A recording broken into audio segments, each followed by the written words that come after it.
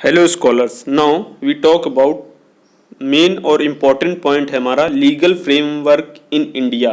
तो इसको हम लोग आराम से और डीपली कॉन्सेप्ट में समझते हैं। Now come to the point.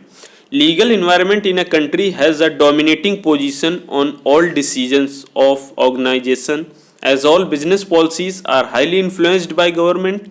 The organization should have thorough knowledge of these policies because non-implementation of legal policies results in heavy fines, penalties and punishment, and therefore every organization must follow all these regulations। यानी जो legal environment में जो country है वो follow करती है various decisions को, क्या क्या इम्प्लीमेंटेशंस होंगे, कौन कौन सी लीगल पॉलिसीज होंगे, किस तरीके के रिजल्ट्स होंगे और किस तरीके की फाइन्स और पेनल्टीज वर्क करेंगी, पनिशमेंट क्या क्या हो सकते हैं। इस तरीके से हम डिफरेंट डिफरेंट क्राइटेरिया को फॉलो करते हैं। Now following are some government acts दिए हुए हैं, इनको हम बात करते हैं कि जो जैसे the sales of goods act होता है वो किस तरीके से वर्क करता है।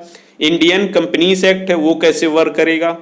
एक इनकम टैक्स एक्ट है वो कैसे वर्क करेगा। द कंज्यूमर प्रोटेक्शन एक्ट है, the weight and measure act है, environment protection act, agricultural policy, industrial policy, foreign investment policy, the factories act, the minimum wages act. तो इस तरीके से ये डिफरेंट डिफरेंट एक्ट वर्क करते हैं। Now come to our point, the competition act 2002, उससे हम लोग बात करते हैं कि कौन कौन से डिफरेंट पॉइंट्स किस तरीके से वर्क करते हैं।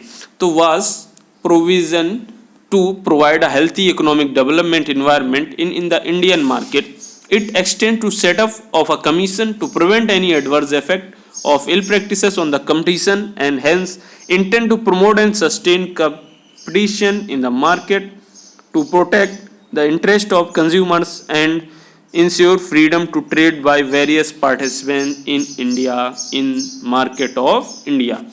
Now फर्स्ट पॉइंट हमारा जो मेन और इम्पोर्टेंट पॉइंट है, the first and the main important point that we say that कि जो हमारे पास फोरमोस्ट ड्यूटी ऑफ कमीशंस है वो किस तरीके से exercise control over the practices in competition में वर्क करेगी, which are having adverse effect on competitions. उसी तरीके से in addition to this commission also target to introduce healthy measure for promotion and sustenance of competition.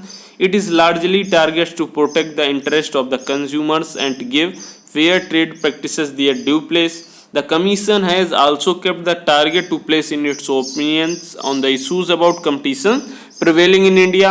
It would also affect on a reference received from a statutory authority if affect some the same has been undertaken by any law in order to promote competition and create awareness in public may and inculcate training on major issues in competitions. तो इस तरीके से हमारी ये work करती है different different policies जो हमारी लीगल पॉलिसीज के फ्रेमवर्क हैं इन इंडिया में। तो नाउ अगर आपने अभी तक हमारा चैनल सब्सक्राइब नहीं किया है तो प्लीज़ जल्दी से सब्सक्राइब करें और बेल आइकन को दबाना बिल्कुल भी ना भूलें। थैंक